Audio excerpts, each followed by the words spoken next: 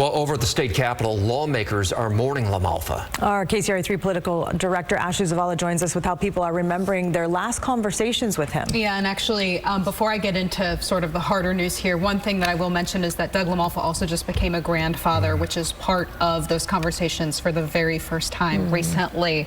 But LaMalfa served at our state capitol as an assemblyman and state senator from 2002 to 2012. This is all before he went to Congress. In that role, LaMalfa influenced and became close with some of the Republicans serving as California state lawmakers today. One of them is current state senator Tony Strickland, who was actually his roommate back in the early 2000s. LaMalfa officiated Strickland's wedding, as you can see in these photos the senator shared with us today. Strickland said LaMalfa cared so much about his district and rural California. Strickland told me they spoke within the last couple of weeks about how LaMalfa was planning to fight to continue representing his district, even though he was the target of California's new gerrymandered maps under Proposition 50. Democrats redrew U.S. House maps and filled his district with more Democratic-leaning voters to try to unseat him.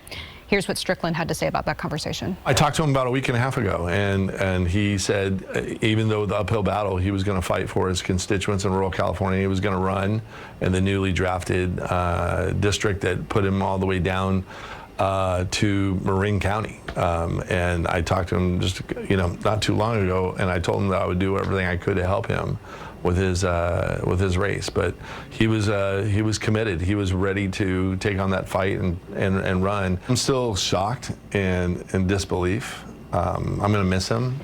I can't believe he's gone. But the thing is about Doug is, as great of a legislator he was even a better person.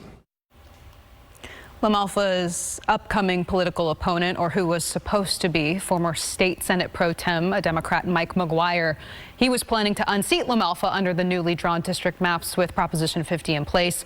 McGuire posted on X today in part saying public service is a noble calling regardless of party, and Congressman LaMalfa's dedication to serving the people of California deserves recognition, respect, and gratitude, end quote. McGuire also went on to say that his prayers are with LaMalfa's family, his friends, and his community.